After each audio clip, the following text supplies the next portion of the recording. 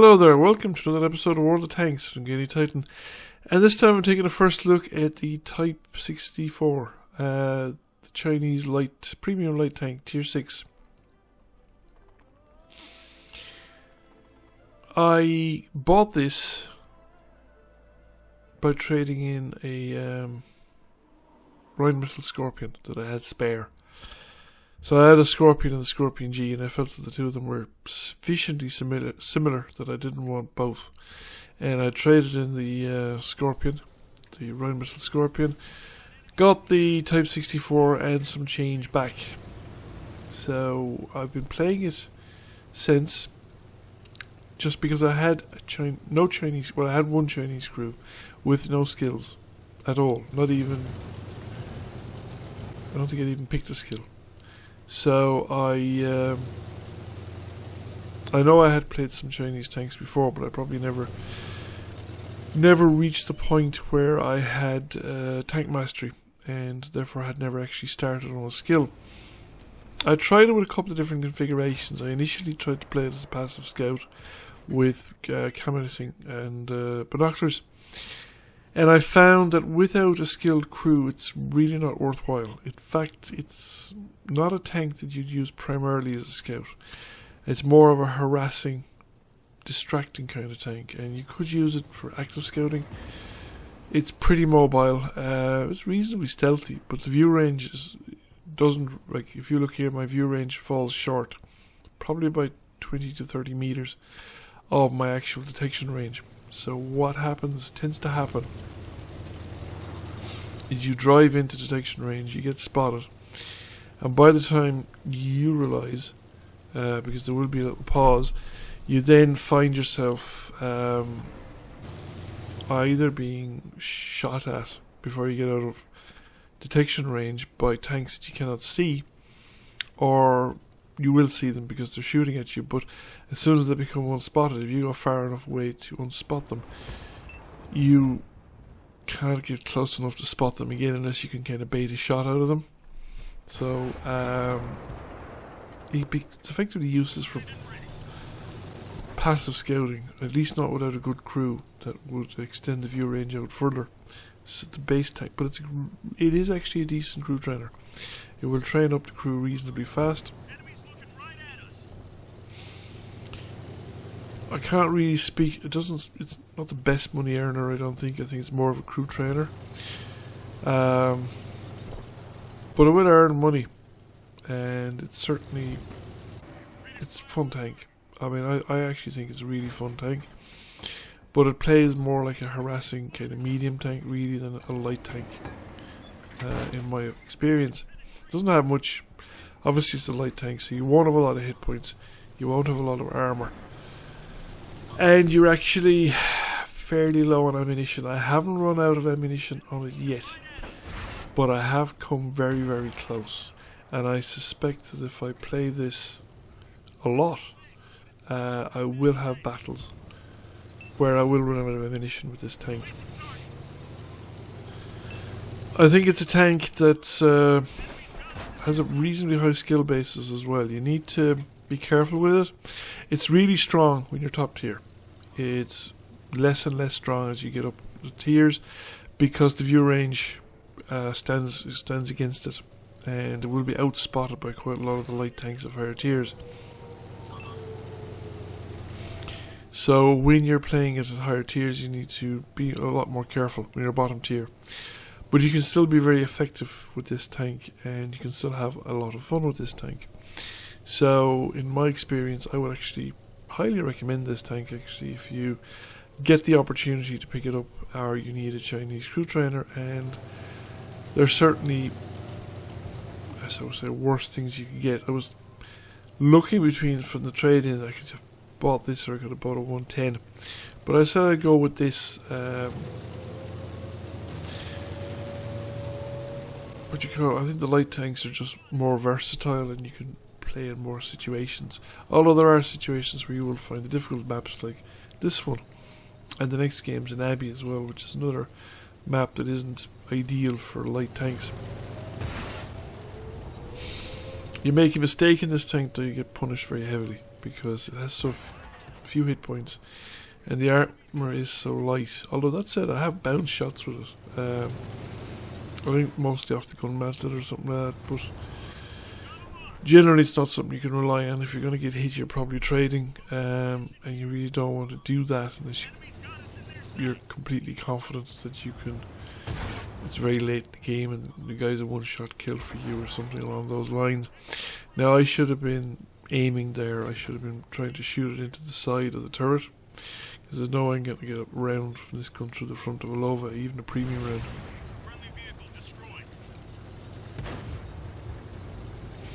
I'm also trying to not block the Panther. The Lova is actually, if I can get a shot into the side of the turret, he's in a good position because he's really engaged with the other guy now at this point. And fine, no, I'm still not aiming properly. We've lost the Panther 88, but Jan hasn't swung his turret, and he has now, but that shot was never going in. However, I have another ally arriving on the scene who's now firing the Lova and is holding the Lova's attention, because I think he's just gotten used to the fact that I can't hurt him, but he's now showing me the side of the turret. He was doing that earlier on, but I wasn't taking advantage of it. So that's the P44, and but you can see we have pretty good gun depression, and he's not pointing the gun towards me. He's the last tank, so I can afford to sit here and just put round after round into him. And that's it. Like 1,000 points of damage there, which is almost twice. I mean, I think what, just over 1,100 would be twice the hit points of this tank. So there we have one of my early games in this tank, and we managed to get some crew experience as well in second class mastery on Mountain Pass.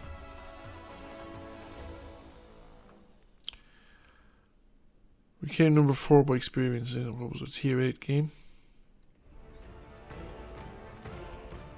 So now we're on Abbey, and this game I think is recorded today, just earlier on, and we're top tier. And Abbey I find is a difficult map with light tanks. I'm never quite sure where to go.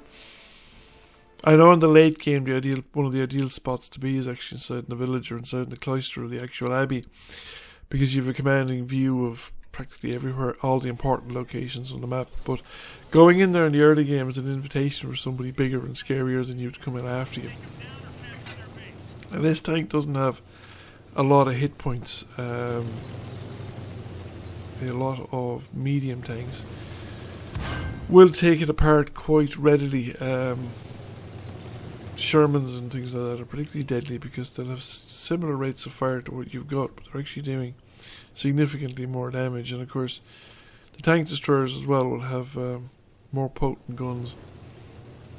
It's just doing that higher rate of damage. Now I decided after a very short time that this is not a good location. If there was nobody there, I'd probably hang around, but there's so many tanks back around the base that I just thought I'm a bit superfluous to requirement really. There is no artillery either, so I've decided to come along here and join the gang on this side, because I felt they were a bit light, and this is a good kind of harassing tank, so you can get opportunities. It's got good gun depression as well, and sometimes you can get opportunities, but the idea is not to be trading. And we have a light tank here on the one side. Now I set up opposite to him, which is okay when there's no artillery, but this is actually a bad position if there's artillery in the game.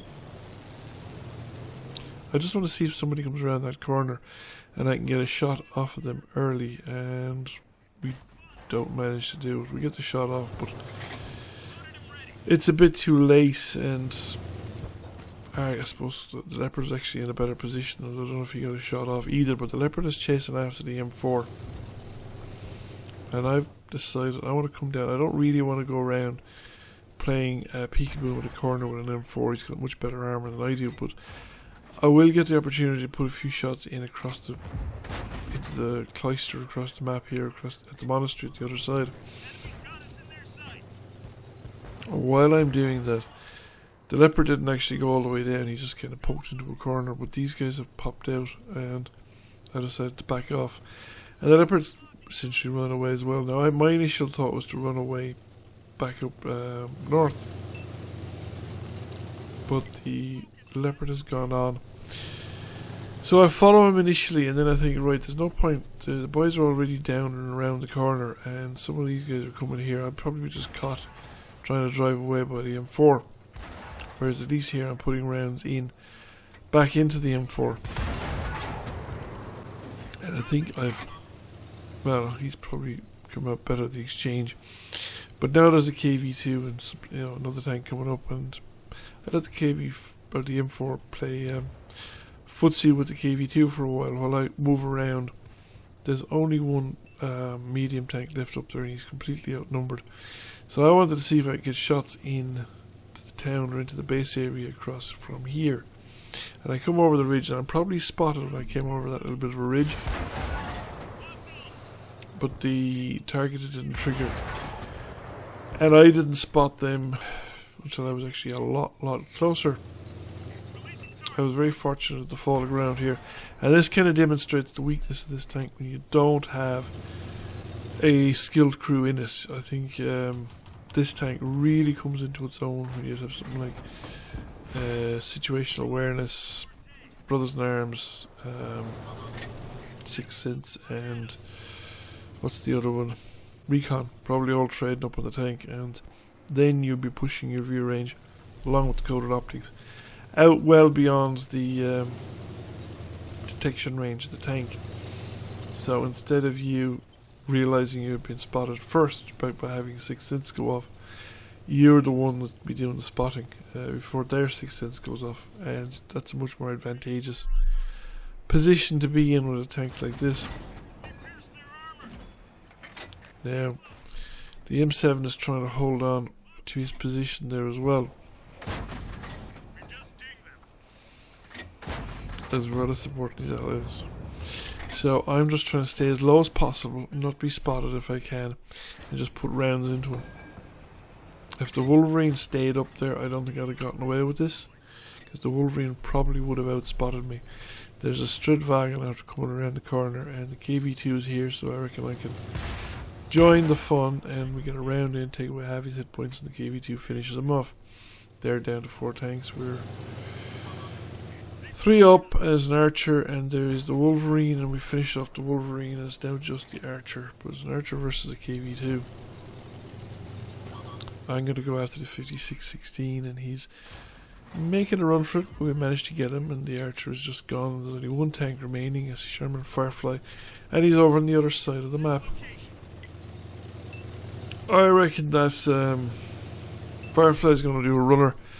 He knows that he was spotted there last. He knows there are tanks coming down the road against him, and the only way out is down at this end. So I'm going to come down, cut across, and get the position to fire as he comes out from the lakeside road. There he is again.